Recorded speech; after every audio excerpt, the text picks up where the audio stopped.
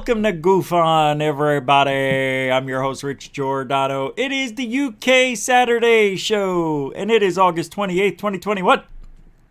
Hope you're having a nice weekend. You're right smack dab in the middle of the good time, so enjoy the time we have. Now, I do declare we've got a good show for you this afternoon. As you can tell by the intro, this is going to be a good one. So sit tight, buckle in, whatever you got to strap on to keep yourself tight. We're going to go, all right? Oh, I'm a poet, didn't even know it. Little Boy Blue. He needed the money. Oh! Let's start off with an Andrew Dice Clay nursery rhyme. Number 1. Yep. Hope you're having a good weekend. It is GUFON time in the afternoon for all of the countries that aren't on this continent. North or South America. North and South Pole, Antarctica. That's right. That's right. Japan and China are out of the loop. What are they doing? They're just waking up over there? It's like noon over there, I think, right? 6 hours before? 8 hours. So it's 8 o'clock over there. It's in the morning. They're having their morning tea, I would assume. What a great week. I never... Hey, Rob Ball with a $2.60 or $3, I should say, PayPal donation right at the start of the show. While that's brought up, I appreciate it, Mr. Ball.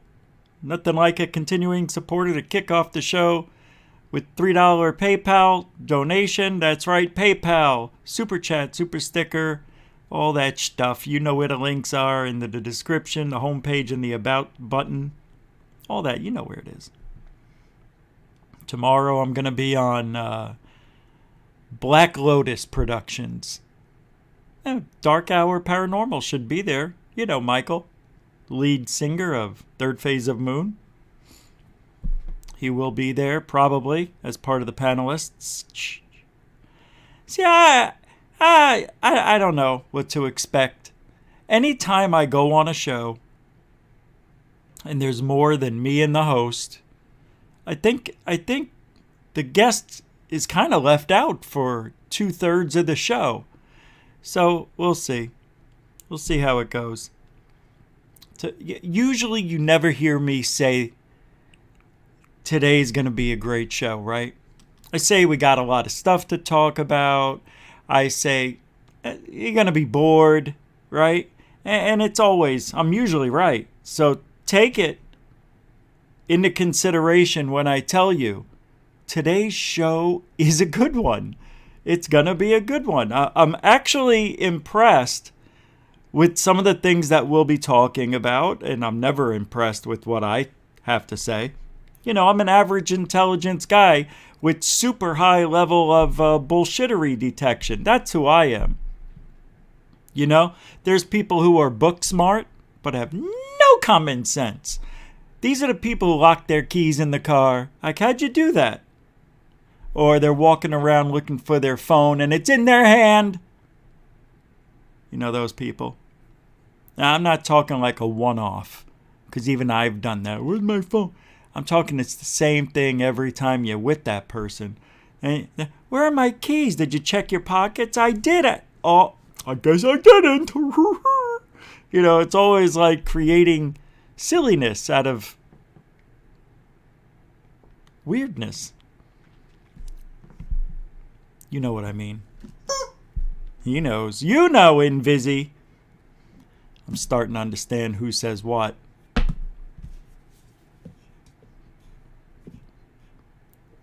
I do want to tell you there's a hurricane that's going to be a Category 4 hurricane. I'm a little mad, though. Literally, it's missing me by 50 miles. I'm not going to see shit from this hurricane. Now, I don't know. Once it's going to be, it's Category 2, it's going to turn into a 4 and then make landfall, which is a pretty strong hurricane. And then it's supposed to turn east and head north. If it turns east, the way I hope it does, then it'll drag that moisture back over to me here in Tampa. Capiche? Oh, it's a one capiche show already in the UK. We're not even 10 minutes old. That goes all over the UK. So, you know, I need violent storms to be happy. That's why I'm more happy in the last 3 months than I've been happy in the last 43 years living in Arizona with no rain. This moisture, I don't know what it does, but I'm telling you, you need it in your lungs or something. I'm getting waterboarded right now by humidity. It's true. It's true. Anyway, I wish the storm would hit me head on. You know, that's all I'm saying. I need some of that violent wind. I need a viral video. That's what I need. I need to show me in the wind, I don't know, getting hit by a big poster. You know, remember the movie 2012? And the news reporters out there in LA, I can't believe we've got all these tornadoes. And all of a sudden he turns around and a billboard smacks him. That's what I need that. I need that viral punch. Just once. You know, we've never had a viral video, ever. Viral to me is when you go 100,000 or more. Never going to happen. Maybe this show will. Because we're going to talk about reoccurring dreams tonight. Not just dreams. Reoccurring. And I've been having the same dream now 3 times in the last 3 months. I had it when I was in California. Weird, right? You would think you're on vacation, that your brain doesn't work the same. It doesn't matter. Sleep is sleep. You understand? What am I doing? You understand? So... roll call tonight's going to go very quick. I almost forgot to do it. And super chats and super stickers and all that stuff will be announced at the right times. I can't interrupt videos and things and that. You know the rules. We've changed things up a little. But with that being said, we already see one. I know. I see blue. Our B Rand with a $4.50 or £4.50 super sticker. Let's see what this sticker looks like. B Rand with a grazie. We appreciate the super sticker. It is, it's a keep it up pair working out with the headband, really sweating. That's a good one, B Rand. Thank you for the continuing support. That's how GUFON stays alive. That's how we're able to be here Saturday. I don't have to go somewhere else. I can do real good work, entertain, be here for you. Capiche? Oh, it's a 2 capiche show. It's a 2 capiche show! And we're only 10 minutes old. Thank you, B Rand. Super mucho gusto e generoso. First Floor Audio, welcome to the show. Mark, wait, we got to do a 1-minute timer. I know. Show a lot. I gotta do it right. So 1 minute. Ready? Go. Mark Todd, welcome to the show.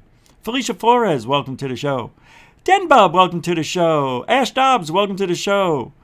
Tony Ricci, welcome to the show. Ricky Dellaway, welcome to the show. Hey, Scott Brown, how you doing, man? Welcome back. Welcome to the show. Good to see you. I was just thinking about you. Rob, what? Welcome to the show. Brian Yates, welcome to the show. Rebecca Turner, welcome to the show. Star Hunter, welcome to the show. Coraline, welcome to the show. Babs Williamson, welcome to the show. There's Marcine, where'd you go? Marcine Guligowski, welcome to the show. Didn't think I'd get that right. Janet Jackson, I knew I would. Welcome to the show. Janet. FGraph72, welcome to the show. Che Ragnarsson, welcome to the show. Space Girl, welcome to the show. Justin Reese, welcome to the show. 10 seconds. Gigi Ebulin, welcome to the show. Sir Wolf 67, welcome to the show. Alien Girl 111, welcome to the show. Shane Reed, welcome to the show. And Den Bub, welcome to the show. See? I play fair.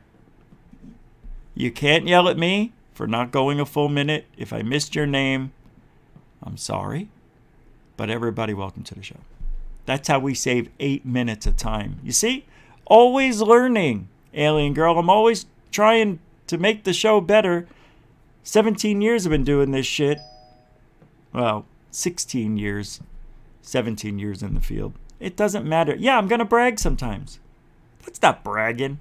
Oh, he's always talking about his 17 years. Well, when you get to 17 years, you let me know. 17 years passed by. I look like a totally different person. All right.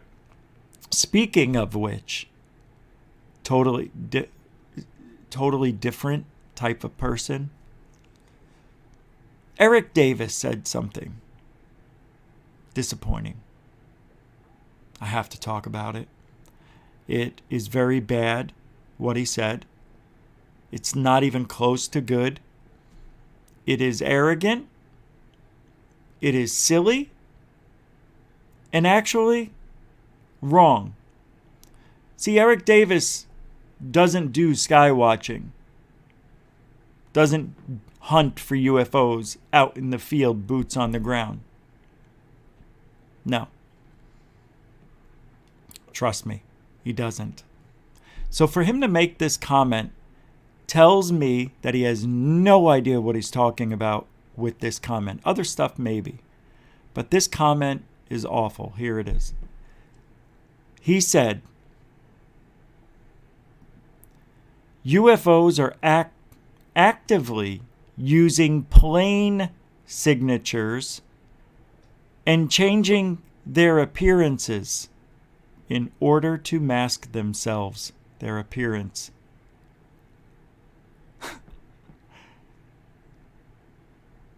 And then the guy says, now this has me thinking maybe they are a possible threat. You don't do this unless you're intentionally trying to hide. So, Eric Davis made one of the biggest mistakes in a comment I've ever heard from somebody like him. It is so bad, and I'll tell you why. He's trying, because with that Chilean photo, you know, that could be a plane. I can't make it any bigger, sorry. Can I? Oh, yeah. That could be a plane. But for some reason, you know, we don't have it in regular. This is a FLIR, okay? It's not, it's a heat signature. You understand? But they're using this picture as an example. I've heard throughout the years people say this, and we're going to talk about it later, but airplanes are not always airplanes. They're UFOs changing their shape. So we don't see them and say that's a UFO. Do you know how stupid that is? Every time, I know you're going to get mad at me, but I'm going to explain it so you understand why it's a stupid comment. First of all, if a UFO is 40 feet and an airplane's what, a couple hundred feet, more, it's much bigger. They can't make themselves have more mass than the mass that they have acquired to make their UFO. I doubt they could do that, right? Second, it's stupid because people, when they say that, there's a video that's always with it that's grainy. It's very poor footage. And somebody's videotaping what they think is a UFO, but it's an airplane at that certain angle. You know, where you can't see the wings and it kind of looks like a disc or a tic-tac. And people think that the plane is not a plane. They're saying it's a UFO trying to trick us. But every now and then in the video, you would see the wings. Or if they showed you the whole video, you would understand that that's an airplane. But they're showing you only the part that looks weird because of the way the camera is filming the airplane. There are no UFOs making believe they're airplanes. And for Eric Davis to say that is so stupid. It's beyond stupid. I've never seen a video, a true video of a UFO turning into a plane. It's never happened. But Eric Davis wants that photo, that video, to fit his narrative. And it's a very dangerous one. It's extremely dangerous because you're teaching people the wrong thing. You're watering down the validity of ufology with that statement alone. It's wrong and it's irresponsible. It's very dangerous. And he's got no proof, nothing that can back up what he's saying.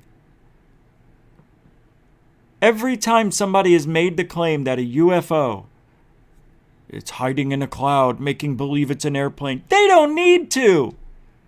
Hello? They're a UFO. Ma!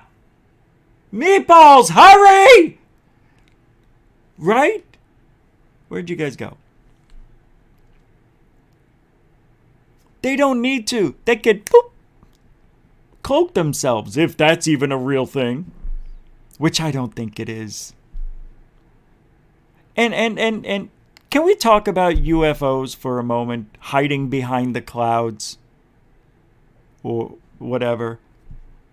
First of all, when people take a picture and they say there's a UFO hiding in the clouds.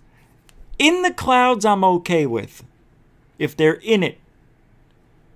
But behind it, above it, if there's one cloud or one set of clouds in the sky and it's hiding behind it, they're not hiding, first of all. Second of all, you're in the direct line of sight. So to you and those in your general area won't be able to see the UFO. But what about the rest of the population that's behind it? On the other side of the clouds. Where's that video evidence? Well, we saw a UFO in front of clouds today. On the other side of the clouds, you got a guy saying, we have a UFO hiding behind the clouds. First of all, you can't tell me what UFOs are doing. What's their intent? He's hiding behind the clouds. No, they're not. You don't know that. It's just there. The clouds happen to be there. You have no idea what you're talking about. I know. I saw it. Don't get mad at me. Hey, Larry Gerndt. Or Gerndt. Sorry, Gerndt. Oh, that's so funny. Oh, I'm so sorry, Larry. Thank you for the $5 super chat. What an awesome point you're making right now. Thank you, Rich. It is an awesome point, Larry. And no, I'm just barely squeezing it so you don't.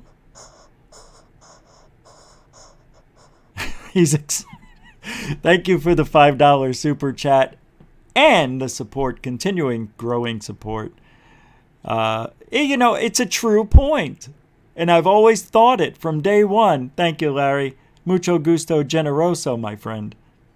It is. It's a smart point. And it's very bad for Eric Davis to say that, because I'm going to tell you why right now. He just told all those lunatics out there that think that UFOs are changing shape. He just gave them credibility. See, this is why I like me. You know what I mean? This is why. Common sense dictates reality. And it should. And I know some of you, there's a 10%, maybe 30% of you in this chat room alone and listening on Twitter and Facebook that disagree with me. And that's okay.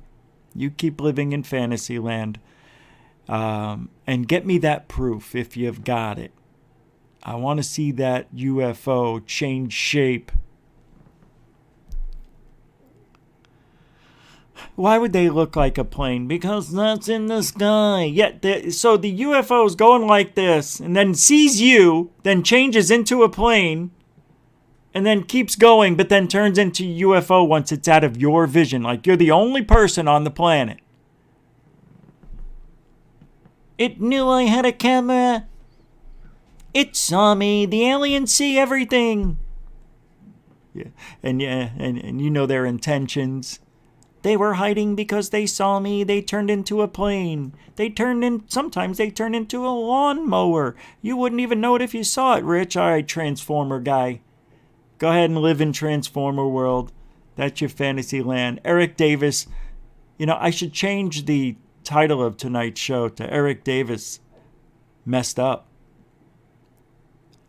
Tomorrow. Oh, no, I don't think there's a show tomorrow. I'm going on a show at 8 o'clock at night. Maybe I'll do another UK show tomorrow. Oh, tomorrow's the studio changeover, too. It's the last day it'll ever look like this. Well, what is on my nose? There's something on it.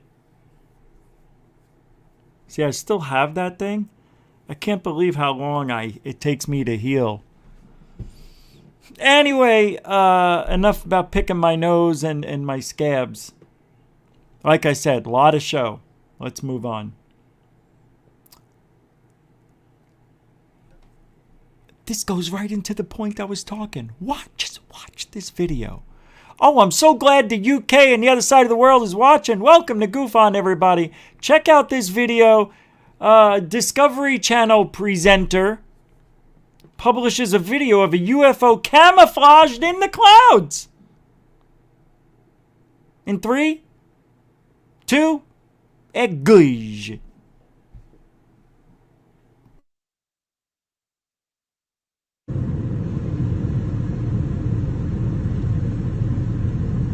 Te hubieras ido por ahí para que lo tomáramos mejor.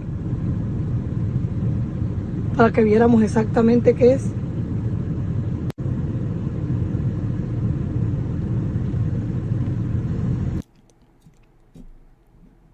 All right, you see? You see what we're doing? Do you see what's going on? Let's watch another one. Shape. Lenticular. Oh, I didn't know. Okay. Oh, I see. Por ahí para que lo tomáramos mejor. I'm going to teach you about para que viéramos exactamente qué es. Time out. First of all, you have to know what you're looking at. You have to know what else. This is GUFON U right now. GUFON University. Nathan says, good catch. It is. But is it a cloud? Watch. In recent years, many social media users have posted photos and videos reminiscent of classic alien invasion movies.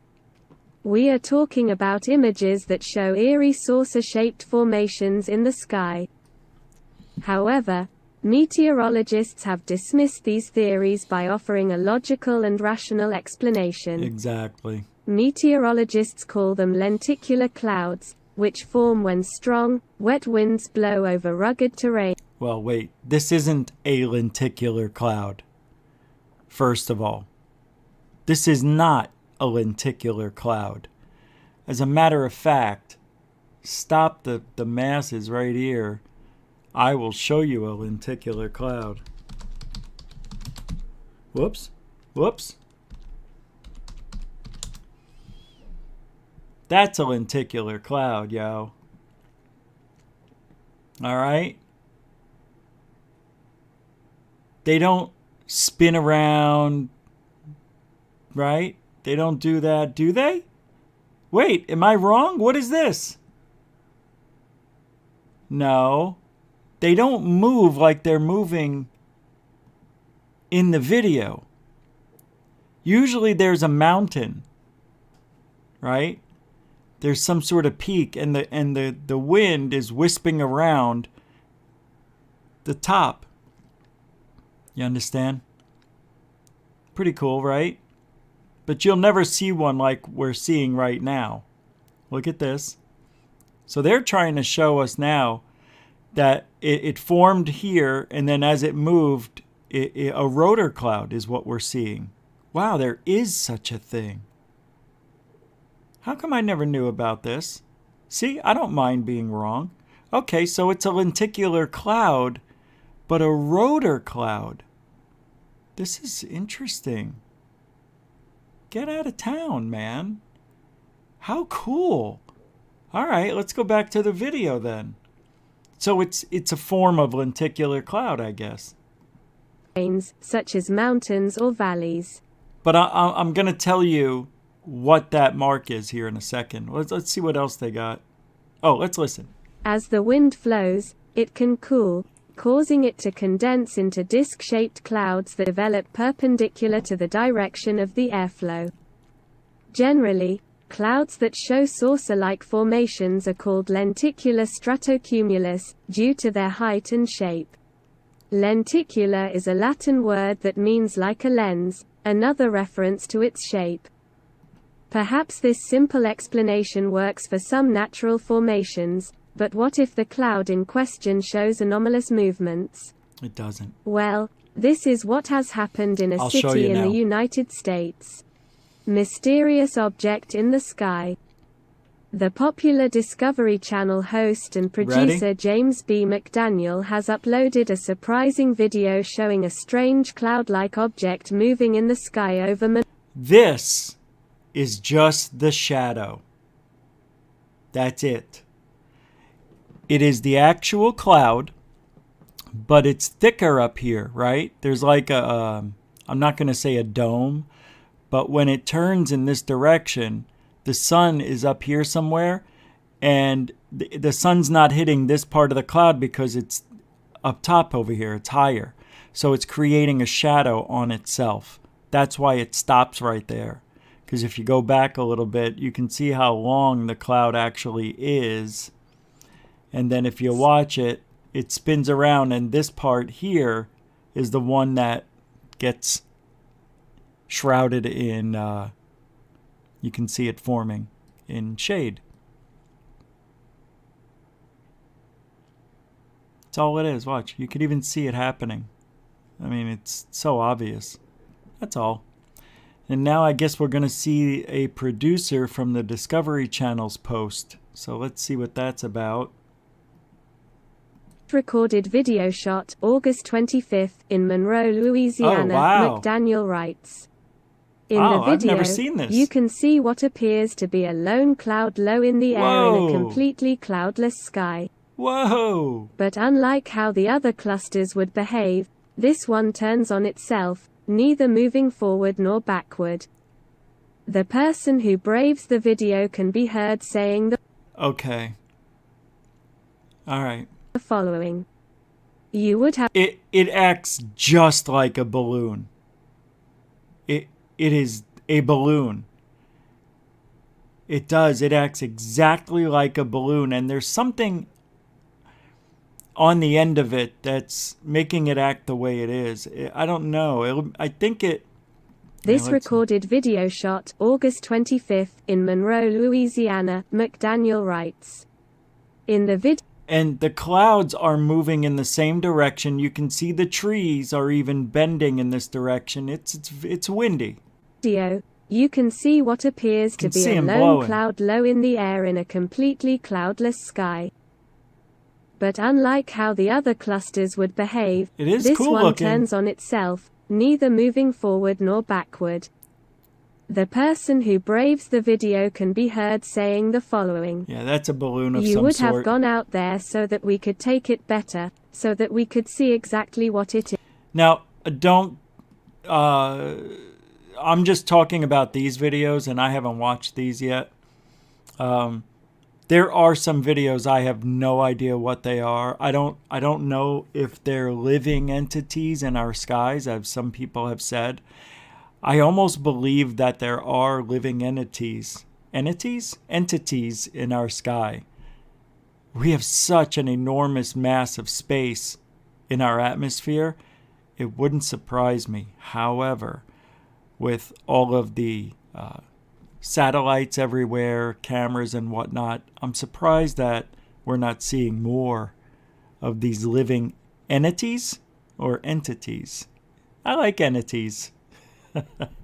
I like them a lot. The images uploaded by McDaniel quickly went viral on Twitter, and consequently, various international publication outlets echoed the news. Some netizens speculated that the mysterious object over Louisiana is clearly an alien UFO camouflaged in a cloud, which for some reason has... No. I do think it's... I don't know, man. It's a snail. I don't think it's a UFO hiding in the cloud. Don't you think right about this point the UFO would seem a little bit embarrassed that it's got caught in this situation? I mean, what's the point of hiding as a cloud if you're going to show everybody how weird you look? Yeah, see that? I don't buy it. I think there's a logical explanation. This doesn't look like a balloon now that I see it close up. It does not look like a balloon. Lost control of its movement. They added that aliens are... I don't know what these rogue clouds are. It is really... I don't know, man. Is it a rotary cloud like we just learned? I'm not seeing it. I don't know about this one. I really don't. Using advanced cloaking technology to hide their existence from humanity and thus control us undetected, all with the cooperation of governments. No. However, the most skeptical have ruled out that it is extraterrestrial technology and have made it clear that it is actually natural cloud formations, a giant bag... Yeah, because the evidence doesn't dictate any alien craft. That's why we don't see it morph. ...in the sky. A soap bubble from a nearby factory, a transparent weather balloon, or a simple deception. Oh, brother. But the believers do not agree with the explanations offered by the skeptics, soap bubble? And say that no natural phenomenon or artificial object would have such apparently intelligent behavior. Although we cannot rule out another possibility, which is evidence that UFOs are living creatures in our skies. As we already... Well, there's also dust and dirt, which are particulates in the sky. In Arizona, it was... I saw stuff like this all the time. All the time. The weird thing is, here in Florida, I'm not seeing it as much because it rains a lot. And I think it's keeping that stuff down. But I really don't know sometimes. Some of these things look pretty big. Already published in MEP, Flying Saucers. Constable's theory was that some UFOs are not ships from other worlds, but living creatures that inhabit the highest levels of Earth. Wait a second. I've never seen this. Did you just see what I just saw? I'll give you a full screen. Former radio officer of the United States Merchant Marine. Born Trevor James Constable, he came to the fascinating conclusion about what he believed to be the truth of the mystery surrounding the flying saucers. Constable's theory was that some UFOs are not ships from other worlds, but living creatures that inhabit the... Oh, come on. That's fake. I think that's fake. Yeah. What they're doing is, you can see... Watch. But living creatures that did you see it looked like it was a door it went into? I think that's just them creating it. So this chemtrail was there, but they used that object like in the last couple of feet and just threw it in there. That's all this one is. The flying saucers.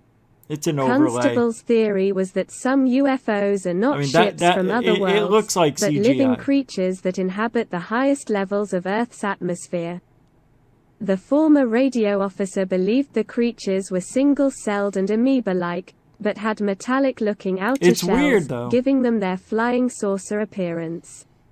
But he also believed that they fake. Ranged in size from extremely small to half a kilometer in diameter, which undoubtedly agrees with the recent video posted by James B. McDaniel. Now it's up to you to offer your own theories. What do you think about the mysterious object really in the... That's a bad fake. Yeah. Interesting, though. Right? Look, I don't know 100%. All I can say is, from experience, it looks fake. But I don't know. I wasn't there. That's what people will say. You weren't there. I wasn't. You're right. All right, next one. Now, this was on third phase of moon. And I don't think I talked about it on Third Phase UFO Report. For some reason or another, I don't think I believed it. But this was captured from an airplane flying near Area 51, and apparently these are really bright UFOs. Check it out.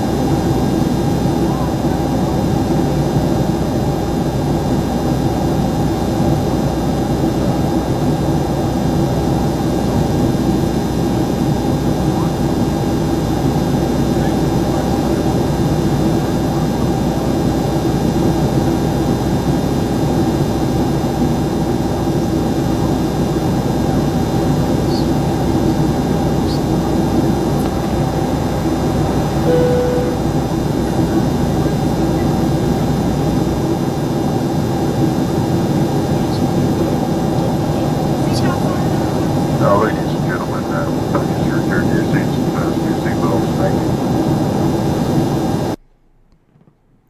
So, not sure.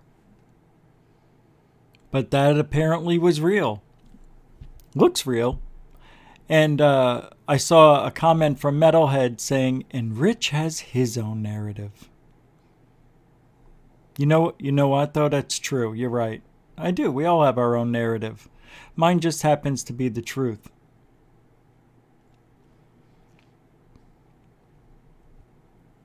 That's all. Some things I can explain away. And I know that there are some things you have sent me that I said I really don't know because there's not enough evidence there. As a matter of fact, wasn't there something that you sent me recently that I was going to put on Third Phase UFO Report and Third Phase of Moon? Because I thought it was interesting. Remember that one? No, that wasn't you? Oh, that was Mike? Are you Mike?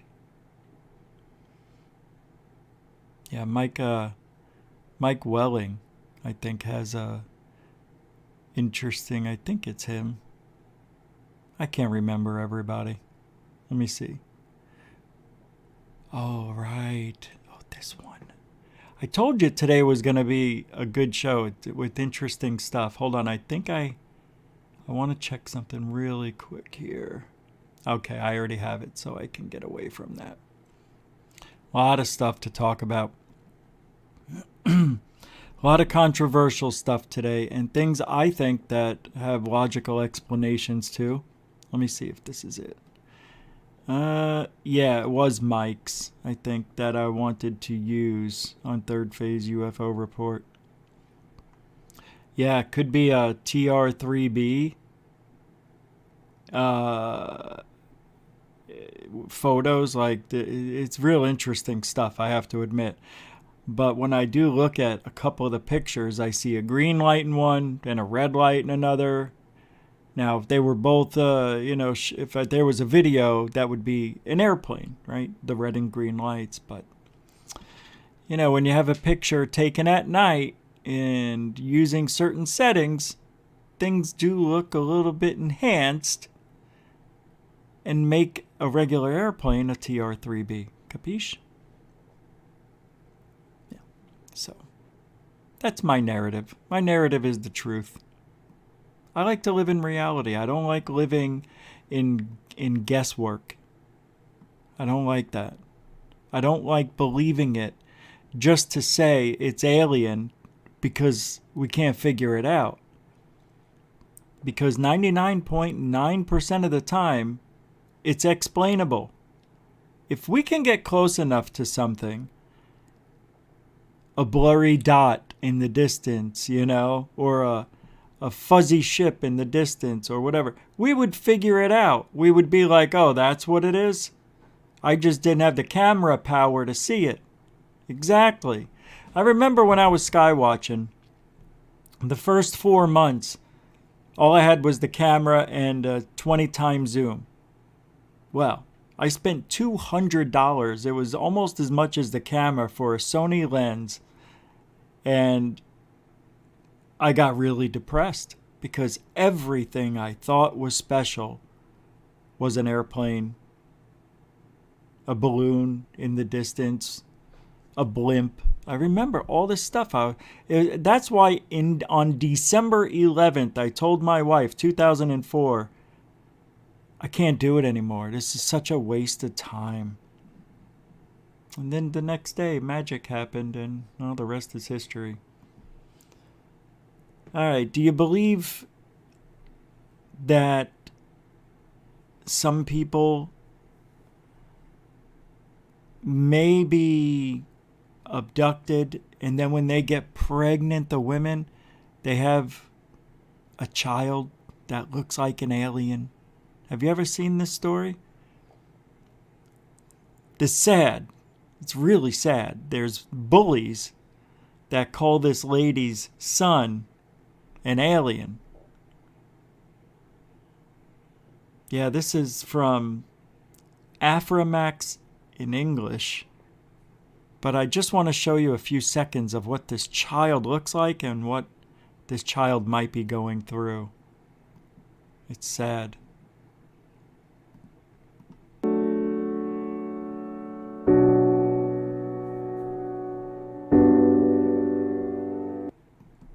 I mean, seriously, that sucks. That must be tough. But is that part of alien DNA coming through? Is this the beginning? Yeah, I don't know what's going on here. But that's all I want to take a risk in showing is, yeah, it's a sad story. But it's from Africa, and, you know, they don't have the best health care, I guess, or living conditions. It's possible there are some deformations that look alienish. But anyway, there you go. Continuing on. Oh, what? Oh, no. I forgot all about that. Today was supposed to be the magical day that I wouldn't forget. Yeah. All right. Do I want to play this? Yeah, what the hell? I'm going to play a minute of this. But Brian Forrester. This is, we don't need to watch a lot of it. It's a 8-minute video, but I'm only going to show you a minute. It's interesting, and I just love the video of this place. It's called Hidden Inca Tours. But you'll see. Never mind. It's called Megalithic Quinwani in Peru, with Ben of Uncharted X and Jimmy of Bright Insight YouTube channels. Brian Forrester. Giddy up. 3, 2, go.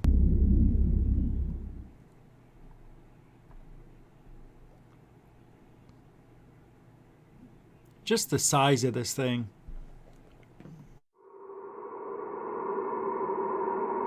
He's got his drone.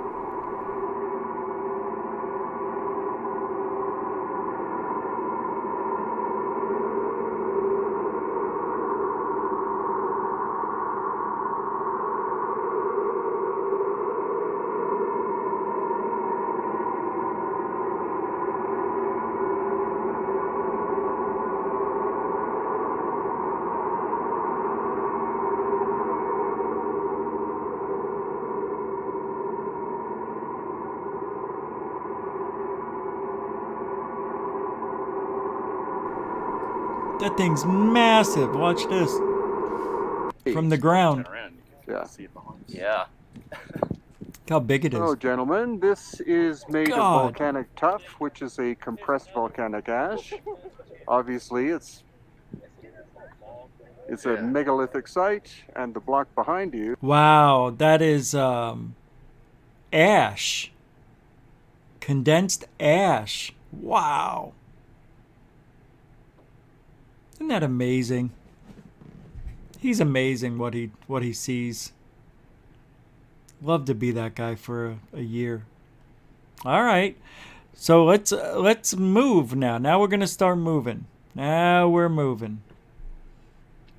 This is from an alien group on Facebook called Alien Star Group, and they have a camera that apparently looks out the backyard or front yard, and an object just seems to come out of nowhere.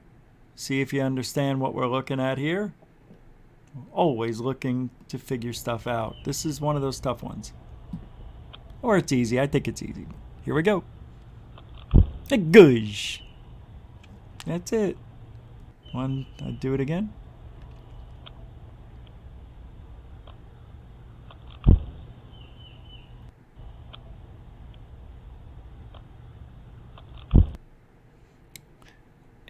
The thing about this is you see other little objects that are bugs going by.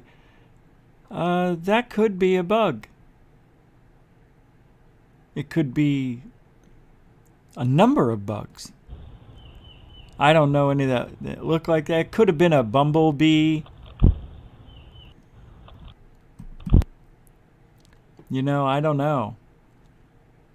But this camera is probably only at 15 frames a second, maybe 10 frames a second.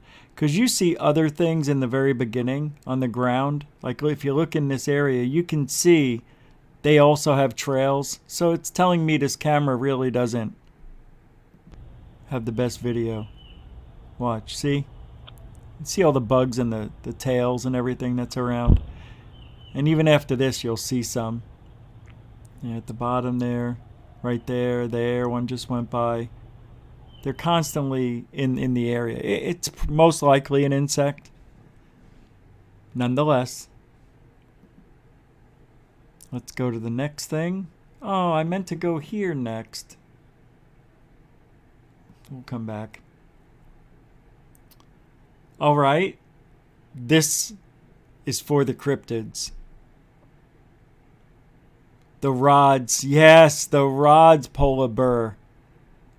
The rods. That's all we did was scream at this Jose Escamilla, who's now passed away years ago. But it was the frame rate of the camera. It's the same thing. And they proved it on Discovery Channel. When they got cameras that were at 60 frames a second instead of 30. And then they had 120 frames a second. And you could easily tell what it was. Grasshoppers. All sorts of bugs. Yeah, it was such a debunk. But this one here, I can't help but wonder. Is this CGI? You're going to love this cryptozoology, people. This I've never seen. Check it out. Tell me what you think. Another Facebook submission.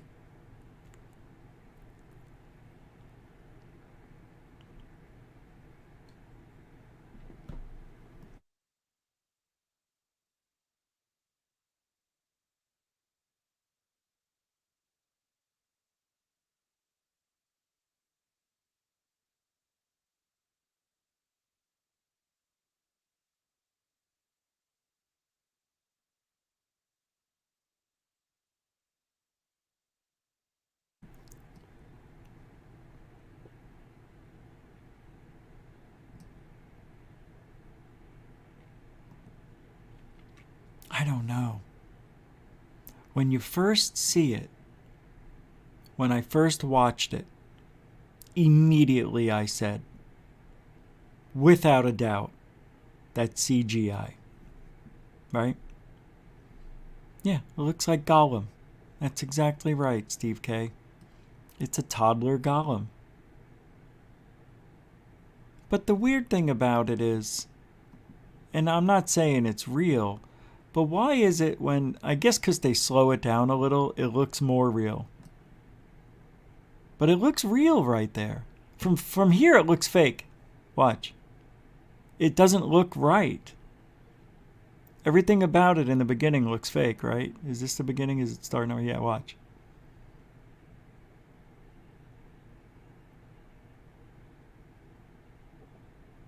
See, that looks fake. Totally. But then they slow it down by, I think, 20% or so. They don't tell you they slow it down, but you can tell it's slowed down. And it looks better. But, no way it's real.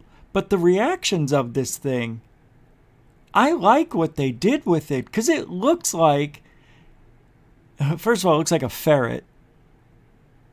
And maybe it is, I doubt it, but it just the way he's looking at the guy and he does the double take, it really looks genuine. That's what's amazing to me. I wish it was real, but they did a good job. They did a really good job. And if it isn't CGI, then look at it. This thing is acting like a monkey or a chimpanzee would if it was in the jungle and spotted a human. And I'm wondering if they took the same motions from a chimpanzee and just used it for this. Like, what would a chimpanzee do if it saw something it didn't understand or was afraid to get close to? No, that's what they did with this. Kind of looks around, looking around left and right, and he sees the guy and he's like, what's anything over there? Anything over there? Nope. All right, I'm getting out of here. Right? See? Kind of looks like that. I don't know. Went to the next video, I think. No? That's the same video.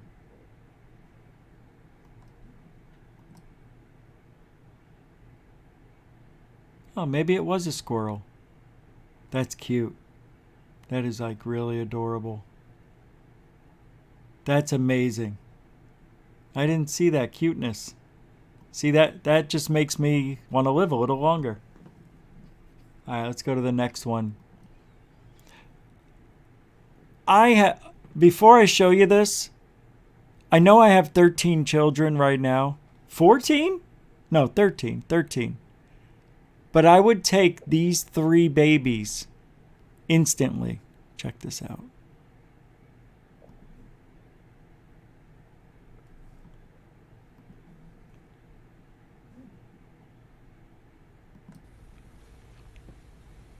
Why wouldn't I want them?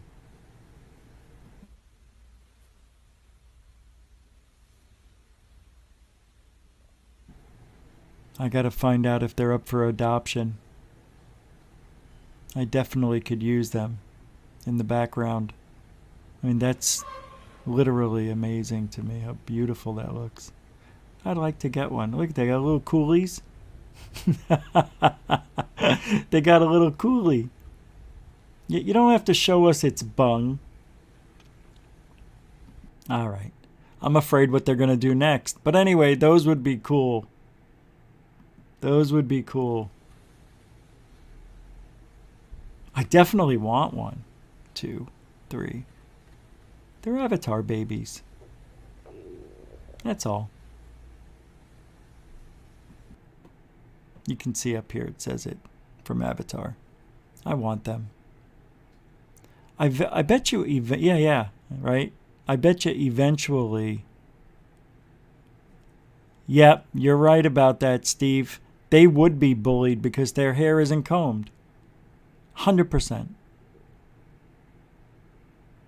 Well, I don't know, Nathan. If they're on sale, I bet you they're at least $300 each. If they're silicone. They shouldn't be that much. But I want it. I do. I really do. Christmas is right around the corner. All right. Well, this one, this next one, I wasn't sure about talking about. It's just from the moon. Somebody's saying this is older, but check it out. There's a UFO, but this is supposed to be real. This UFO picture. There's the moon.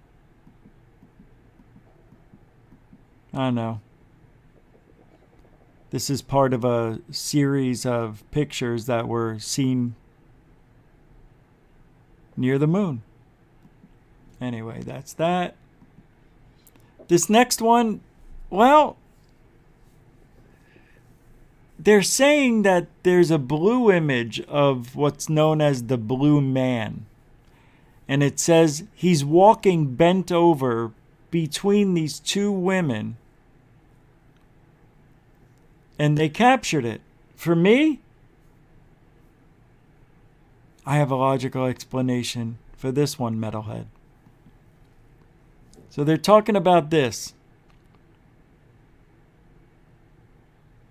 That's supposed to be a man leaning over, walking this way. Now, look, the body's going this way. You see an arm. It looks like a woman. She's got a purse right here. And it looks like it may be a little windy. I don't know.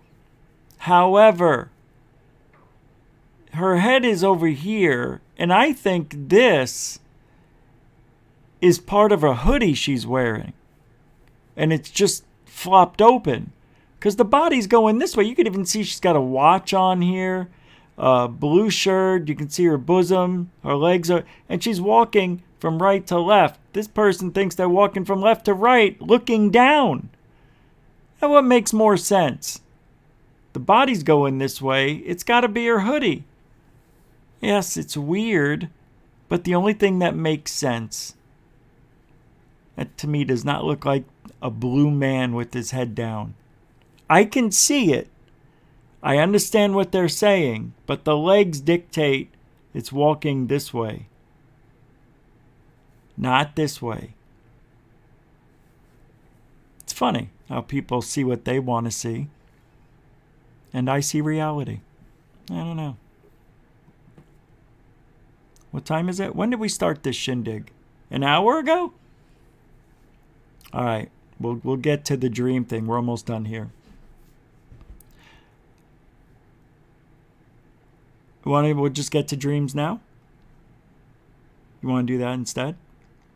All right. Well, then we'll do that. We're going to take you to another dimension.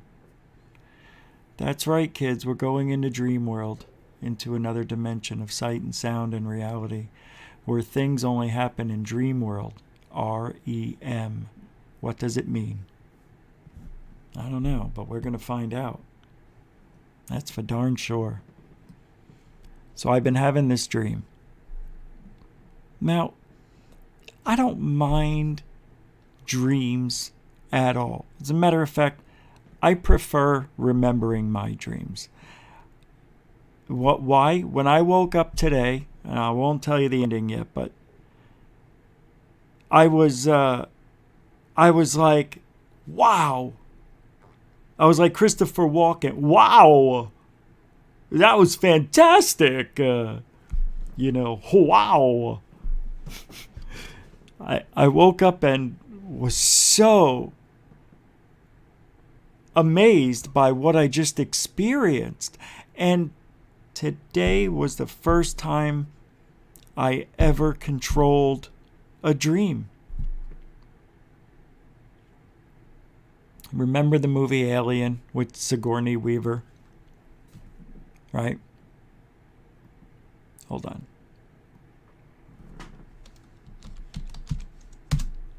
Of course, I'm going to show you. Alien, where are you?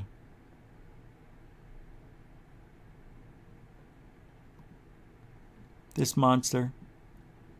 Remember in Alien? Sigourney Weaver. Right over here. And she had little Newt. That's Aliens. And I would have to say, this accurately depicts what was in my dream. Very similar, but different. In my dream, I have to remember it. I know it, but I have to think where to start, because it starts with me at a house party with the team that I was with. I was a scientist on a team that discovered this alien and contained it somehow. Contained it. Now, I'm at this party, and it's me, and it's on a mountain, and the backyard has a sitting area, and the mountain's right behind it. In Arizona, I had a friend whose mother was a very big judge, and she would go out of town, and I'd stay at his house for like a week at a time, and they had a backyard like this.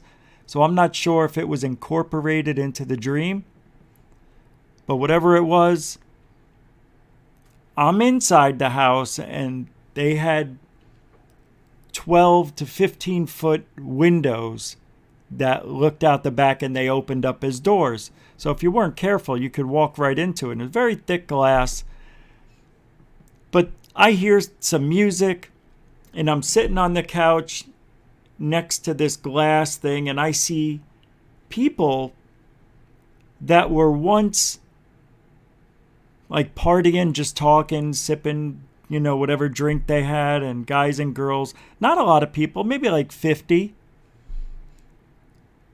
And I see a little bit of commotion, and they're starting to run. I see everybody now from the party running to the security camera. And they are seeing that the alien species that we contained got out. And what it's doing, it's tripping the cameras all on the property. And it's just going out further and further. And now I'm like, what's going on? I asked one of the people there, and they're like, it's out. It got out. I don't know how it got out, but it got out. I'm like, what got out? The containment, Rich. And I said, oh my God. So this happens in every dream. Now, I had this dream when I first moved to Florida in May. And then I had it in June. And now I just had it. So I guess in May, June, July, about 3 months. Yeah, it was at the end of May I had it. And all of this, I'm telling you, happened the same way in every dream. And it's like, the containment, Rich, it got out. It got out. Get out of here. So I'm like, okay. And I didn't even think twice, because I knew how dangerous this alien is. And we need to tell the public, our whatever. Did you call? I'm wondering all these things. Did somebody call headquarters to order the annihilation of this area? Because if it ever got out, they would have to drop a nuke to destroy it. So I'm thinking, I'm leaving. I'm going to get out.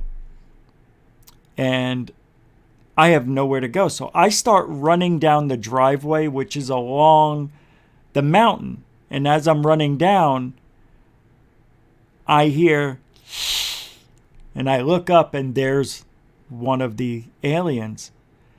And it jumped on somebody. And it wasn't that big. Maybe like, a couple of feet. But big. And they grow very quickly. And as I'm going down further, I hear more of them behind me. And I hear people screaming. So I know people are getting killed. Now, this is the part of the dream that I was able to change. Before, the end of the dream would be where I would be running, and then I came into the field behind on the side of the mountain. I ran pretty far, probably a half a mile. Far for running, but I ran far away from the house, and I'm stuck in this field, and I do this. And I look out into the field, and I see the aliens. They're starting to come up out of the ground and grow, and they take their shape. They grow almost instantly. It takes what we figured out in the lab. Now, this is in my memory. In the dream, it's like I have 2 minutes before those things can get me. So I have 2 minutes to get somewhere. But everywhere I looked, they were butting up out of the ground as far as the eye could see. I had nowhere to go. So I tried running through it, hoping there would be an opening. And then at the end of running through the dream, I would get grabbed and eaten or devoured. And I wake up. This time, I changed it. And this time, it was weird because I said in the dream, I'm like, wait a minute. This is what I said today. I'm having a dream. Okay. There's a truck over here. And I remembered the truck. And I started it up. I don't know how. I guess the keys were in the ignition. And I start taking off. And I'm running over these things that are popping up on the ground. And I feel them getting mushy. And I feel the tires spinning and everything. And then I see like a little, it's not a tunnel. It's like a cutout gully type of thing where water would run through. But there's none of them are in there. And I'm like, why aren't they in there? Because there's no ground. It's an aqueduct is what it is. And there's a lot of concrete, so it's not growing in there. So I go to that area, but the truck stalled. I couldn't move anymore, so I get out and I start running towards the gully. And I'm running in the gully now. And I'm like, it's working. I'm going to survive. I can't believe it. I died the last time. Still died because I ran in the gully and they could hear me and they jumped in and got me. But the weird thing was, see, more's starting to come back to me from today. Yeah, there's a little more than that, but it was interesting. For the first time ever, I remembered that I was in a dream and I was able to change things just a little bit. But the strange thing is, what does it mean? No matter where I go, they're going to get me. And that's, I think, how I feel about life. When things are going good, because this is what I think happens in real life to people like me who think this way. And because I think this way, I create it. My thought is, every time something good happens, something bad happens. And I should change that way of thinking. Wouldn't you agree? If I said every time something good happens, something better happens. So I'm going to start to train my brain to think something good happens, something better will happen. And see what happens. But because my life, I've always said, every time something good happens, something bad happens. Well, in the dream, something fantastic happened. We saved the world. We contained an alien threat. But it got out. And I died. Everybody does. I don't know but that's my thought when I was being devoured by these things, is that the whole world's gonna go. It's done. And then I'd wake up. And I wake up, I wasn't dying in the dream. I just was about to die. And it's the same type of feeling you have when you jump off a building and you're about to hit the ground. You wake up as soon as you hit it, right? I do anyway. There have been times where I would be falling or off a ledge, and then I'd be on the side watching my body come down and bounce off the ground. And a lot of people say if you die or hit the ground in your dream and die, you die in real life. Well, it's not true.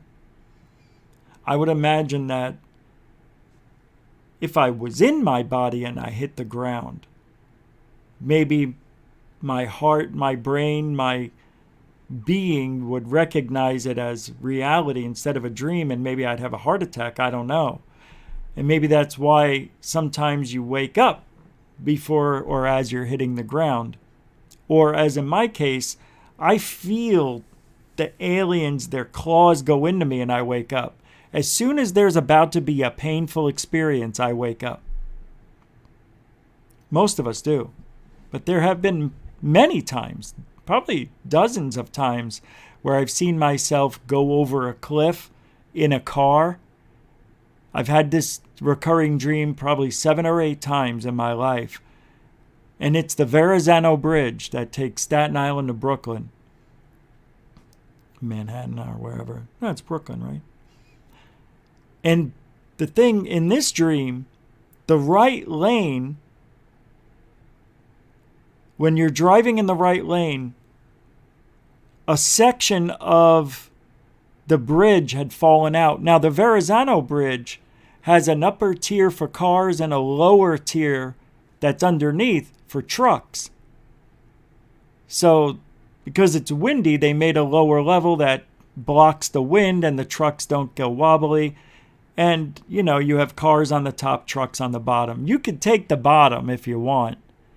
I always liked when my parents took the bottom because it was cool. It's like you're in a tunnel in the air. But in this situation, the Verrazano Bridge didn't have a bottom, or it was missing. And I would be in a car in the back seat, the right-handed, the passenger back seat. And when the car goes over, I feel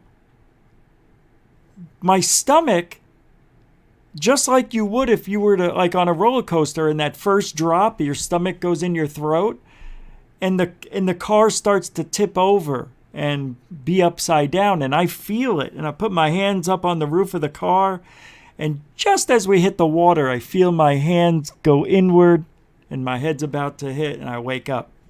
But I feel that whole descent all the way to the ocean. I've had that dream a lot. And no matter what happens, it ends that way. So I'm wondering if I'm picking up somebody that went over a bridge that was in the back seat, and it's weird. I think that's what dreams are. I think we're looking into some sort of, and that's what I don't understand. This dream was an exact match to the other 2 times I've had it, and I've never paid more attention to this kind of dream, a repeating dream, more than I've ever remembered anything. I'm trying very hard not to forget the details. And that was the second time I had the dream. I'm like, oh shit, I've already had this dream. And I'm like, if I have it again, I'm going to control it. And somebody I talked to said, you can control, just try to do this. And I said, look, when I'm in the dream, I'm in the dream. I don't know that it's a dream. I don't know to control it. But the freaking weird thing is, for the first time, I was able to do it. And how? Why this time? Why was I able to control the ending and try to escape differently from the aliens, whereas other times I was just in it? Even though I recognized the dream the second time as being a repeating dream, while I'm in the dream, I couldn't control the way it ended. I went down the same path to death, but not this time. Is it because I pre-programmed myself and told myself I'm going to control this next time? I don't know. I don't know why I was able to control it.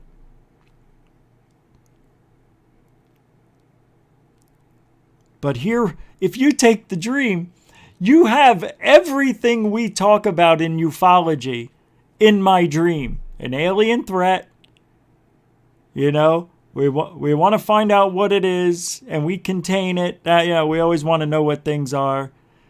There was a party going on. People were happy. We were happy. We were going to get the June 25th report. A lot of similarities, and it's amazing to me just how the dream world works. Why does it work like that? It takes pieces of our reality and makes it into a new movie? I mean, how weird is that? Or am I really looking into another reality of my own. Because I was part of a team that contained the alien outbreak, which they wound up getting out anyway, and I still don't know how that happened. I got to figure it out. But they got out. And the containment spread instantly everywhere. Actually, in the dream, the containment was out for about 30 minutes before anybody noticed it, because the party was going on and the cameras tripped, and somebody had noticed in the party that the cameras have been tripped. And that's why the aliens were already starting to attack us before we were able to leave, because we didn't know. It's an interesting dream. And I remember the other dreams where I didn't get into a truck and I had to go down back roads and climb over fences in people's yards, and the aliens were just getting me. They were just getting me. They're just, I can feel them hitting my shoes, and as far as I could see, they were everywhere. And I'm like, I'm dead. I can't believe I'm going to die. And then I would say, the whole world's it's over. And then I'd wake up with them grabbing me and, and I can hear them, snarling and breathing. And it's very real.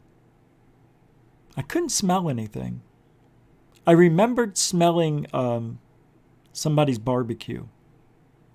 Somebody had a barbecue going at the time of that attack in somebody's backyard. I remember that. And I remember thinking how hungry I was. I'm like, man, I'm hungry and I'm going to die. It's so funny. Because that's real. That's me. That's something I would say in death. I can't believe I'm going to die, but shit, if I could just eat that hot dog one more time.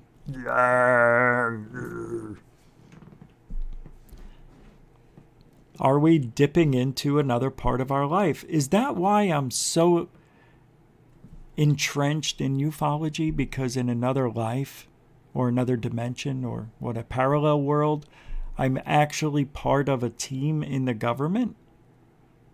But here, I'm just a low-level schmuck doing a podcast. That's how it works. This is just, I'm probably on the 1 billionth parallel universe where, this is the part where I'm just me here. Maybe there's another level where, I have a bigger YouTube channel. And YouTube is much different, and the internet's different, and the world is different. Maybe, I'm in that world somewhere doing this, talking about dreams. But instead of a studio that looks like this, maybe I'm in a real studio. I wish. Stargate, yeah. It is weird. I love dreaming. I have several books on dreams, and it explains all the different dreams. I think I still have it packed away, but I'll get it out. We'll have to look at it. I thought I'd share that with people today. I thought that was a really cool dream, and that these aliens were just. And as I'm in the dream, I see them in all different transformation stages, from where they're just popping up through the ground, and it looked like green leaves, like they were just like palm tree leaves. They're not really, but just when they were growing, you can hear them crunching and, ripping apart. And then you see them, and the noise they would make inside of their little cocoon as they were being cooked and growing, and you can hear this. It was like they were like struggling, like, ugh. Such a wild, detailed. Talk about the details, man. So weird. That truck that I drove, I'll tell you what kind of truck it was. I think, and I'm almost positive, it was a 1967 Chevy. And it was one of these trucks that they put, it was like a dump truck, but the back of it was wood planks. You ever see those? and it had like army tires on it, and it looked like it was from the army, one of those, but it had red paint that was completely oxidized and old looking. I mean, it was just cool. And when it started, I was so surprised, and it was loud, and I'm like, Jesus, it's so freaking loud, but it's the only thing I got. Then as I'm driving down the road, no matter where you look, these alien pods were all over. So I was riding over them and hearing them crunching under the tires, but after a while, there was too many of them, and the truck was just spinning on blood and guts. And no, I don't know if it was acid. Don't know. I never got that deep into the dream. I'm just remembering some more stuff as I'm talking about it. You know how that is. But it was a real pretty girl, too, who came up to me and said, the aliens, the containment, it got out. She was cute. Straight black hair. I think she was Hispanic. Beautiful, full lips. I think we were going to get together. Hey, it's my dream! Anyway. Oh.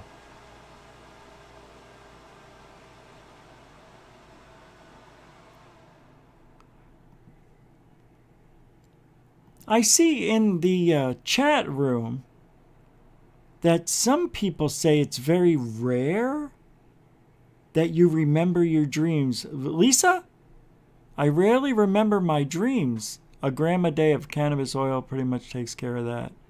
Do you know that, and I don't know if anybody knows this, but smoking weed, the longer you do it, the more insomnia you will get. It used to knock me out, but if I smoke it every day, which I don't anymore, because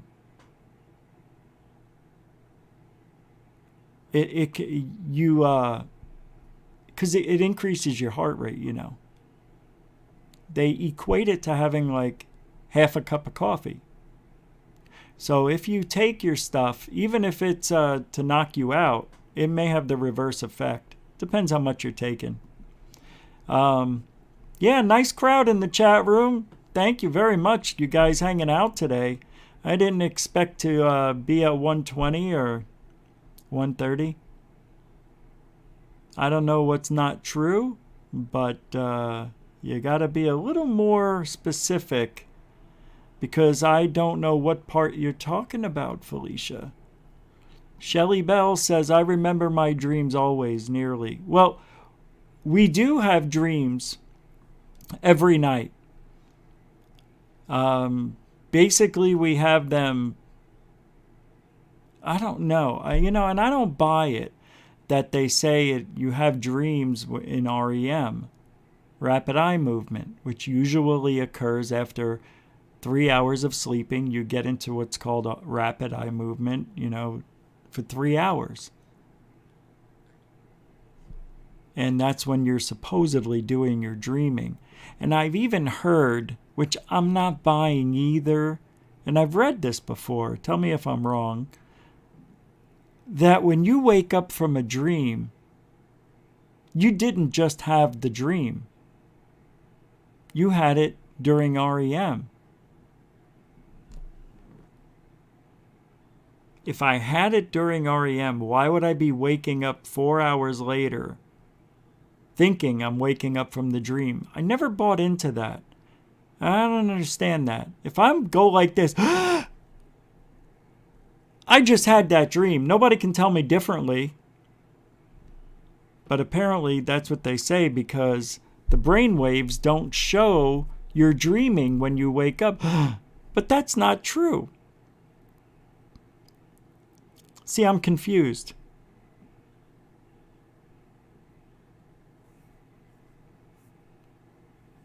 Randall Hill says, I have vision sometimes. I never had a vision. Abhishek?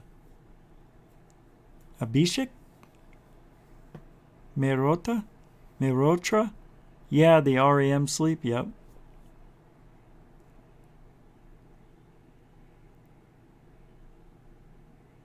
What's this? Hold on. Uber Barbie says, most of your dreaming occurs during REM sleep, although some can occur in non-REM sleep. Okay. Your arm and leg muscles become temporarily paralyzed, which prevents you from acting out your dreams. Yep. And that is exactly... Don't you think it's weird that that's why that happens? So we don't act out our dreams. That's why we have sleep paralysis. What's this, Sir Wolf 67? GUFON, say a mantra. My hands, my feet, and the ground beneath. When going to sleep, look at your hands. In your dream, make it real. I don't know if that was you who told me that before. But you know what? I'm going to try it. Because for the first time, I was able to control my dream. Because I talked to somebody about it. And I'm wondering if when you talk about it, you're actually remembering it, because that's what it seemed like to me. Like, because I have always had recurring dreams throughout my life, and when I'm in a dream, I've remembered that it was a dream from before, and every time I tried to do something, I would wake up, and the dream would start to disintegrate, defragment. So if I was in a dream and tried to do the same thing, like go in the truck, the dream would break down. And I would wake up and I'm like, damn it. But this time it didn't break down. I was able to stay in the dream in the moment and change it. The end result was the same, but the experience changed. And that never happened before. Totally excited about what just happened. What's up, Barry White? How you guys doing? Aiden McLaughlin, guys, welcome to the show. Randall Hill, welcome to the show. Aiden and Jimmy Mack, welcome to the show. Good to see you guys. Gobstoppa, Mario UFO, welcome to the show. Shell Bell, welcome to the show. Steve K, Andrew Montano, welcome to the show. It's nice to see you guys here in the afternoon. Later on today, just so you know, we're not done, but there will be a third phase UFO report with new stuff. Nothing from third phase. It's just stuff that was submitted to me, and I'm going to put it in the new report. Oof. This is good. It's going to be fun. So, yeah, you know how when you go in a third phase UFO report, it's usually me talking about what third phase of Moon posted. Not this time. It's all new. And they're going to use it in their, probably on their channel, because it's that cool. Well, I'll make it cool. No, I won't. It's cool. The footage, everything's cool. We're cool, man. It's nice to have original content. Where's all the gabagool? Hey, Andrew Montano. Who ate all the gabagool? Huh? Every time Tony Soprano in The Sopranos, he'd come home, right? And be like, so you ditching school today? Huh? You can't ditch school. We take you to the best schools. Where the fuck's the gabagool? I go to the refrigerator, I want gabagool. Where is the gabagool? Every episode, right? Then he'd go to work at the Bada Bing, the topless bar he owned. Hey, big pussy. Where the fuck's the gabagool? Hey, Ton, I don't know. You're the only one who likes gabagool like me. Hey, Ton, I don't know. I don't take no gabagool. I got my own gabagool. There was a half a pound of gabagool in the Frigidaire. Where'd it go? It's almost like a Trump type of, where's the fantastic gabagool, the best gabagool on this side of the Atlantic? Best gabagool. It's Trump, Soprano Trump. Tony Trump. Hey, where's the gabagool? We've got the best gabagool on the planet. The best. I gotta work on that. I'll work on that. Easy. What? Oh, Melissa Salas with the 5-pounder. I saw it. Thank you. He's so crazy sometimes. They're not used to being awake. But thank you at this hour. But thank you very much, Melissa Salas, with the $5. Just take it, she said. Throw it. 5 pounds right at me, and I caught. Grazie, mucho gusto. No, as Jaime would try to say, no come, no super sticker, just the morning. That's it. Eh? You want to see the video? I play the video. All I know is a 5 pound. And I lost my train of thought. Thank you very much. It's the gabagool. It's not the gabagool. It's the lack of gabagool. Eat a pita, pumpkin eater. Shellbell. I've got more. All right, this is interesting. We've got a few minutes left. Check this out. UFO Jesus. I refuse to say post-disclosure world. UFO Jesus says on Twitter. I think Elizondo's wise not to answer what his most dramatic and or paranormal experience was. There's just no way that him going there would help him. At least not now. People would use it against him, even if he's telling the complete truth, or they would question his sanity. I said, because he really didn't have one, or he wants us to think he saw something top secret. Think about the latter, because that's the only reason he won't talk about it. If it was a regular, non-military based experience, he should be able to tell us, right?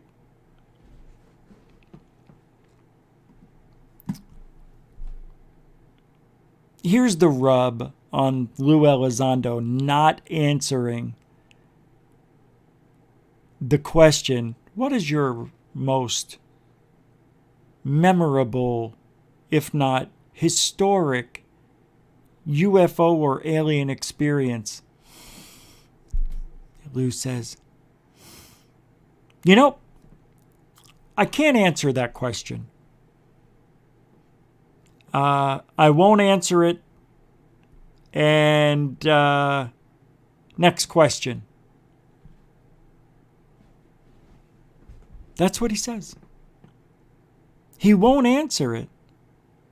But the reason he's saying he had an experience is to be like you and I. Oh, Lou, he had an experience like us. Oh, he's one of us. Oh, Lou, he really is one of us. He's not a military guy. Forget that counterintelligence stuff. He had an experience. Lou had an experience. Ma! Meatballs!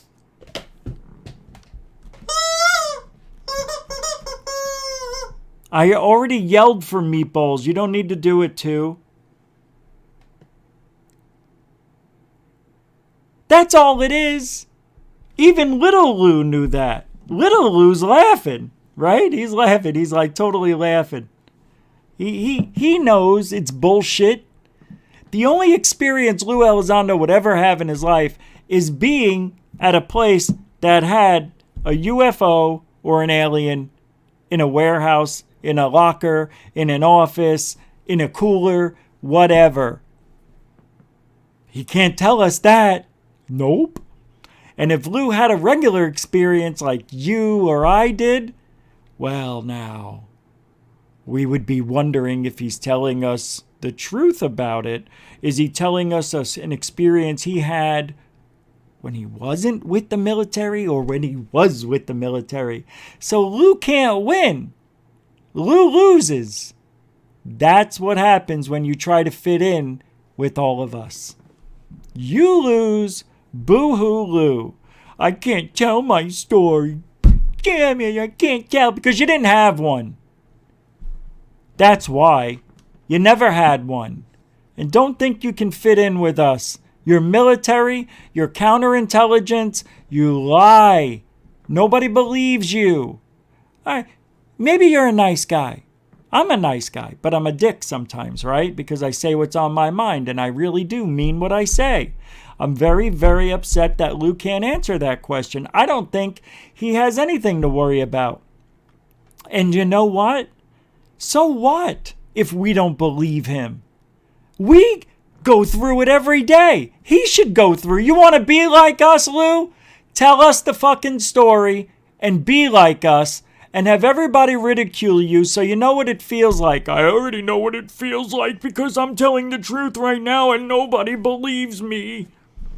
What, that you worked at ATIP but not OSAP, and that you're getting paid by the government to tell us that it's a threat, but it's not really a threat, but it is a threat. Where are you going with this story, Lou? Is it aliens? Is it us? Is it China or Russia? It can't be anything, so what is it? We don't know. We don't have the technology to figure it out. But all of a sudden, weeks later, months later, we do have the technology to figure it out as far as Kevin Day says. And other people, Avi Loeb.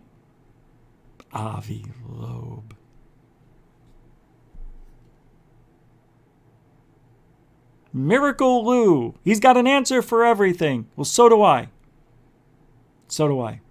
I've got an answer for your problem. Tell the truth, and you won't have to remember anything, right? Because people who lie have to remember the lie. That's why Anjali is a bullshitter. She's very, very good at telling her story, but she's deceptive the whole way through because she's got to remember the script. I know her script. I've heard the story twice, so I can imagine her practicing reading that script for all these years. Well, he bought the land, and it just so happened to have a mountain on it, but I guess the aliens told him that he should dig, get his company. It's just a coincidence now that William had a company that's able to dig holes and tunnels into the ground, so he did.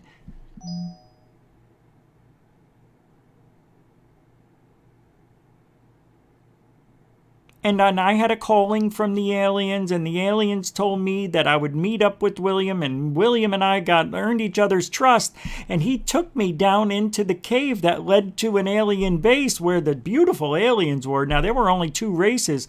One that was tall and beautiful and had all this hair. It was so beautiful. It was almost like it was lit up from behind, but it really wasn't. It was just beautiful.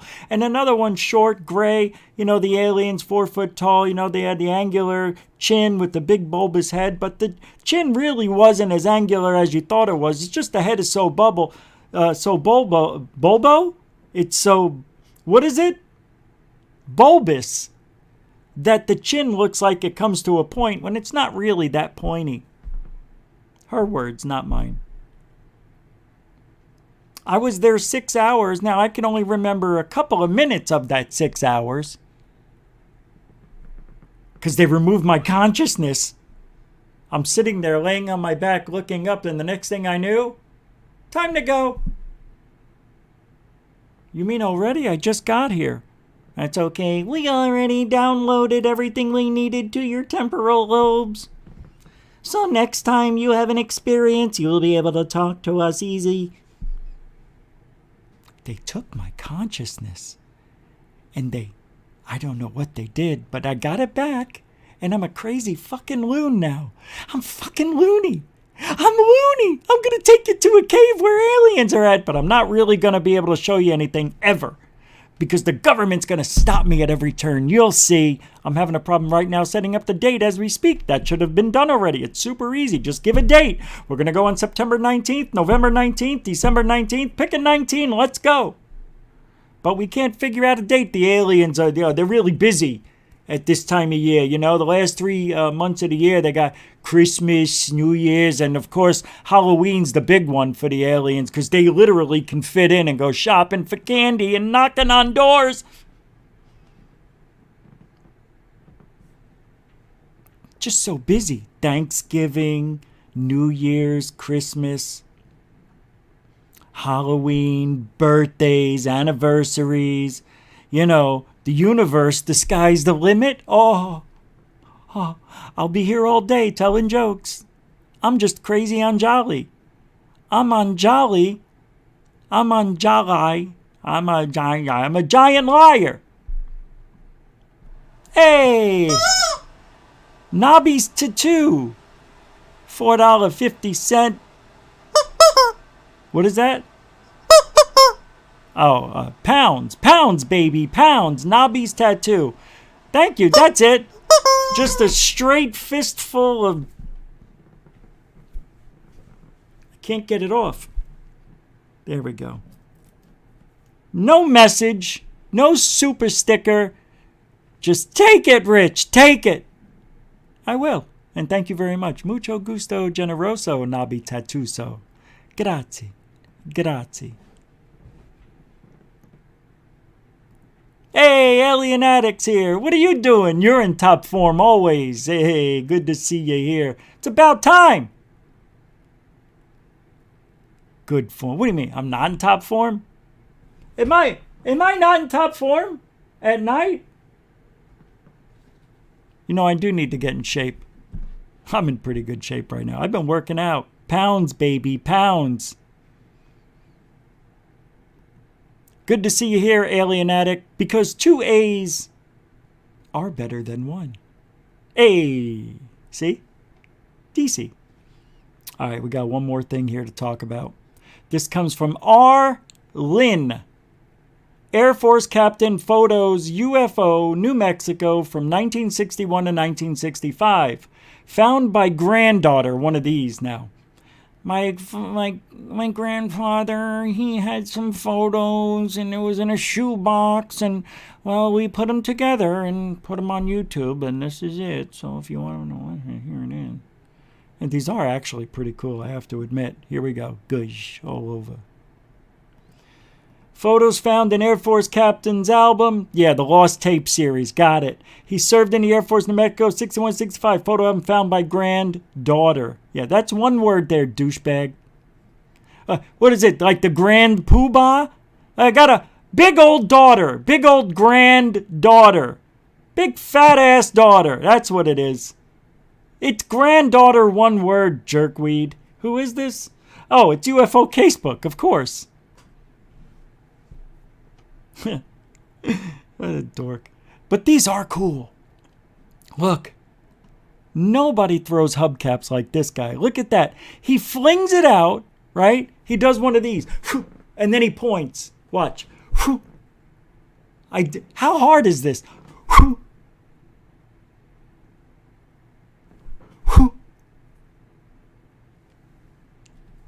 I could do that. That's what he did. And then the frisbee just turned sideways, right? Look. Next. Oh, wow.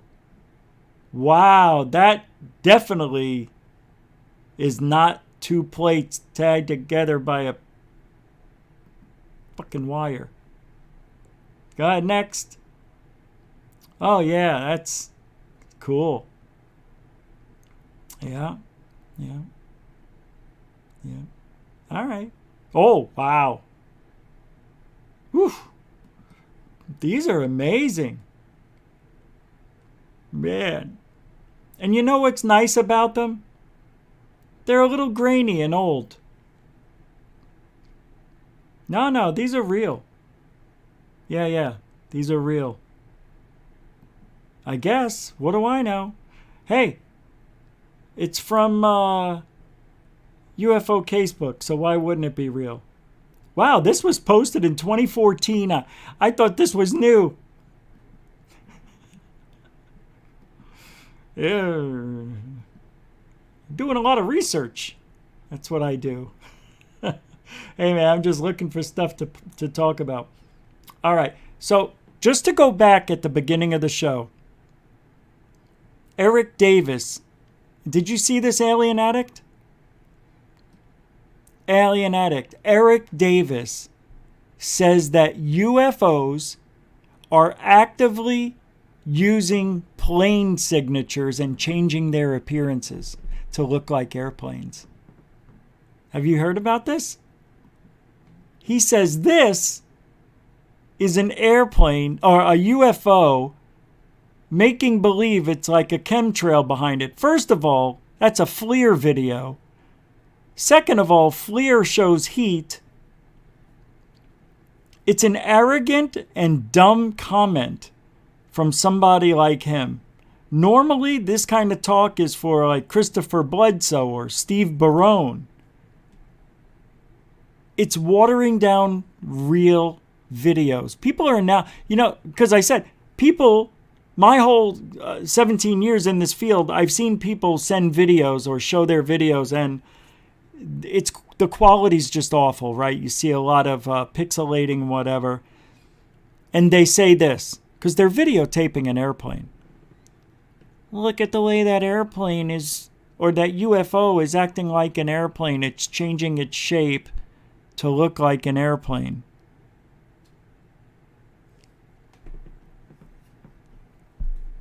Like, if a UFO could change its shape into an airplane and fit in our skies, can move at hypersonic speeds, can cloak itself, you know what I mean? Why would it need to make itself look like an airplane? Because they're recording airplanes, and the angle of the airplane doesn't show the wings, and the pixelation is so bad, the clarity is so bad, you don't even see the tail, because the plane is tilted far enough that even the tail blends in with everything. It's the biggest bullshittery thing on the internet, one of the biggest.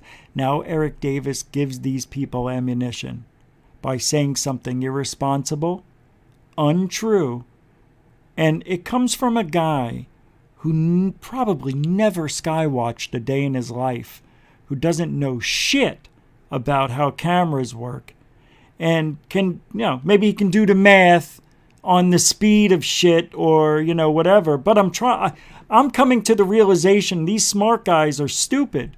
They don't have the common sense. They don't have the know-how. They don't even know how cameras work to even make that comment. Well, you would never make that comment if you knew how cameras worked. Eric Davis, irresponsible and arrogant. Arrogant because he's making something up that doesn't fit. He just wants to make people feel like they're seeing a UFO, I guess. Now, we even talked about UFOs hiding in clouds. Hiding in a cloud is different than hiding behind a cloud. And as I said earlier in the show, if they were behind a cloud, that's only blocking it from the people on the other side. But what about the people on the side that the UFO is on? How come we don't get any video evidence from the millions of people on that side of the cloud? Just one side? Oh, it's only for us 30,000 people. In this angle, at this time, when I took the photo, it was hiding from me. Yeah. Whatever you say. You're that special that the UFO decided to hide behind a cloud from you. It sees that other people aren't walking around with their cameras like me. Irresponsible thing. Very irresponsible thing to say, Eric Davis. You should be ashamed of yourself, and I would retract that statement as quickly as possible. You've definitely ruined a lot of people's trust in you. But what he did, he gave a lot of people out there who've been saying, see? I told you they're making believe they're airplanes. That Rich Giordano, I'm going to email Rich and tell him what Eric Davis said. If you email me anything, I won't reply to it. Do not send me dots, and do not send me a video of airplanes, UFOs transforming into airplanes. It's the dumbest thing. As a matter of fact, hold on. I think there's a video out there. Hold on.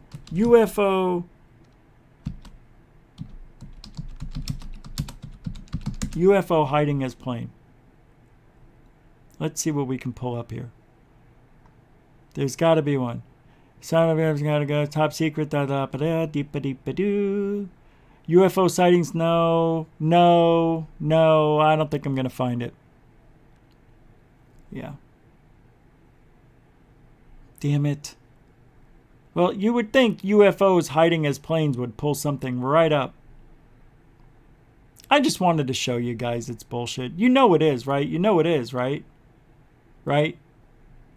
UFOs don't need to make believe they're airplanes. I can't believe Eric Davis is saying that they're going to be using characteristics of airplanes and even change shape into an airplane. That is so irresponsible. It makes me angry.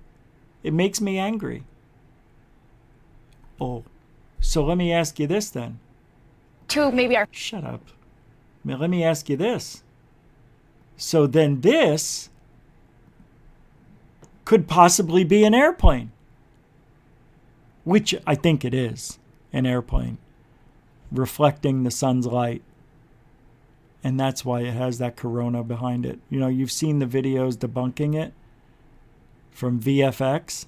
They debunked it, right? That VFX team.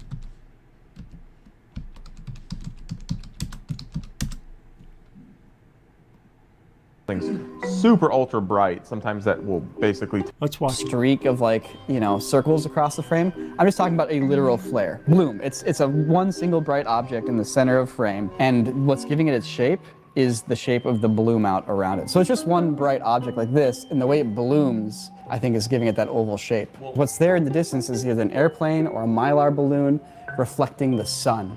And it's reflecting the sun directly into the camera lens here, and they're going, whoa, it's so hot and bright. when you use thermal cameras or cameras like this, they have a certain dynamic range. If something blows it out, so to speak, you get the halo effect. Like if something's super ultra bright, sometimes that will basically tell the sensor like, oh, it's too bright, and so it just displays black, but then the glow from it is still apparent. If you watch like UAV footage like I do, and you see like missiles blowing up buildings, right when that explosion goes off, it goes black and then back to white, because we're dealing with this effective dynamic range of what thermal cameras, those situations where whatever that is in the sky, it's not moving the way it looks like it's moving, because we're now just doing the same parallax effect, except it's on the horizon lines. So once again, let's break this down. There is a small chance it's an alien. This is a UFO. It's an undefined. We don't know what that object is. It's technically a UFO. We don't know what they're filming. The flare is obscuring it. Okay, so wait, this is it? So far, like, I'm just seeing stuff that airplanes film, and it seems like it's going fast because the plane's moving. Yeah, there's one more. Isn't it amazing? These are special effects guys who understand everything in detail, what's going on here. Now, I have to pause it for a minute. But they're very nice, these guys. They're okay with people using their video, I guess. But this one I like, because this is the one I question what it was, because it seems pretty legit that it is a radar jamming going on here. But their explanation for what this is just verified for me, it isn't. But, you know, there's a small chance we could be wrong. Gosh. This is it. This is someone at the freaking Pentagon was like, how do I compress this? And then they bring in a media encoder and like, we're releasing on Twitter. Like, should I select Twitter? Oh, we got a blurry dot. Okay. So this is an airplane flying straight, filming something. This is most likely an alien, actually. This is 100% an alien.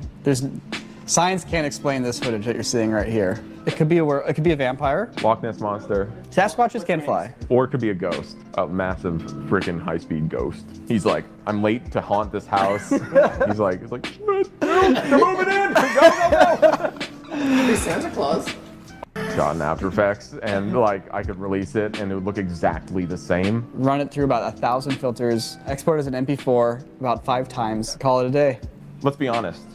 What is that dot? It could be anything, okay? It literally could be anything in the air. It could be an alien. We will never know.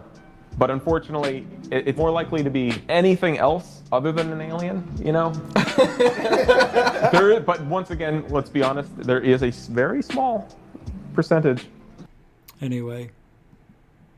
footage. We can't identify what's in it. Here is footage of a UFO/UAP. And everyone went, footage of a UFO, as in footage of an alien? And the Pentagon went, no, it's footage of a UFO. Like, real footage of a UFO? It's like, yeah, it's real footage of a UFO, so it's footage of real aliens. And they're like, never mind. And then the news took it and throws a guy on there and goes, this could be an alien! And Sam's right. It could be an alien. There could also be an alien behind that door. In fact, Maybe. all of you watching this might be aliens right now, and I might be the only real person here. They're frickin' interdimensional invaders, okay? What they're saying is, it is what it is. It is what you want it to be. If you want it to be an alien, hey, it's an alien. If you want it to be a UFO, a real UFO, yeah, it can be a real UFO if you want it to be.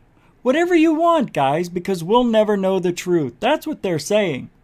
We'll never know. Sad, right? We'll never know. But it's fun. That's why we're here, trying to help.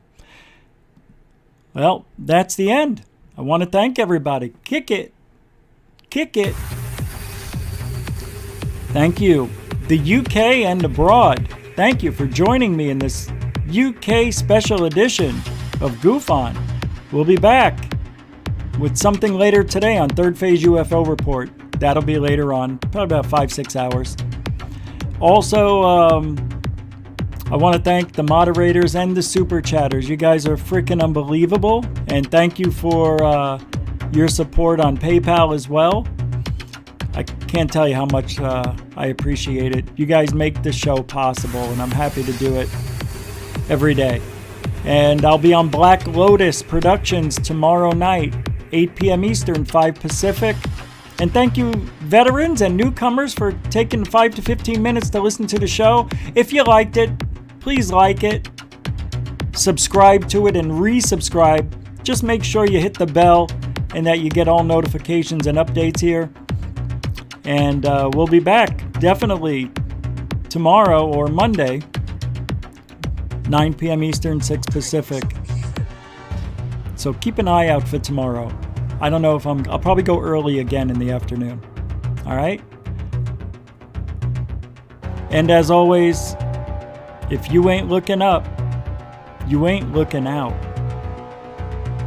For UFOlogy. I don't know what you're complaining about. She doesn't know. All you have to do is go to sleep. Good night. Good day.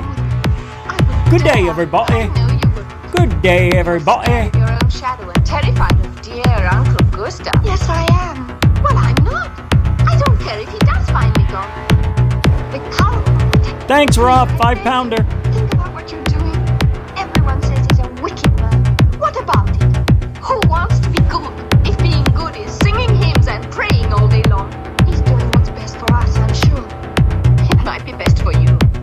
It's not for me. I'm going, and you might as well stop arguing about it. And I warn you, if you dare tell on me, Frida, you know I wouldn't do that. I'm just telling you. You know what will happen if you do. Stop it, you're hurting me. Not half as much as I will if you don't keep quiet.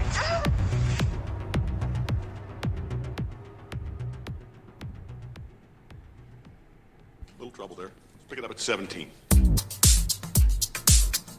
Thank you, Facebook and Twitter. Thank you for hanging out. I forgot. That was fun. You guys kicked ass. Appreciate it.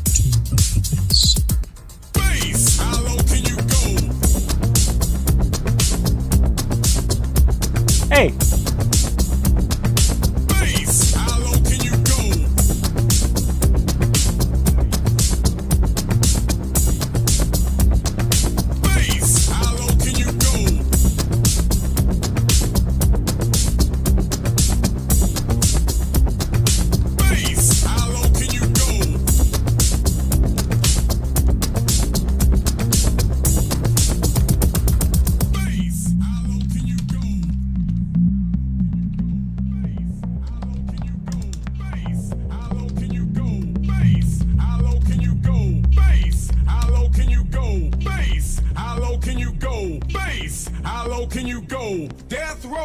What a brother, no, once again, back is the incredible rhyme animal, the uncannibal D, public enemy number one, 5-0 said freeze, and I got numb, can I tell them that I really never had a gun, but it's the wax that the Terminator X fun, now they got me in a cell, cause my records they sell, cause a brother like me said, well, Farrakhan's a prophet and I think you ought to listen to, what they can say to you, what you ought to do is follow for now, hear what the people say, make a miracle, D, I'm the lyrical, black is back, all in, we're gonna win, check it out, yeah, yo, come on, here we go again. Bring the noise. Hey, yo, Chuck, they say we too black, man. Bring the noise. Yeah, I don't understand what they say, but little do they know they can get a smack for that, man. Never banning it back, cause the brother is manning and manning. The fact is corrupt like a senator. Soul on the road, but you treat it like soap on a rope, cause the beats and the lines are so dope. Listen for lessons I'm saying inside music that the critics are blasting me for. They'll never care for the brothers and sisters, why? Cause the country has us up for the war. We got to get them straight. Come on now, they're gonna have to wait till we get it right. Radio stations are questioning their blackness, they call us a black, but we'll see if they'll play this. Not quite my tempo. It's all good. No worries. Here we go.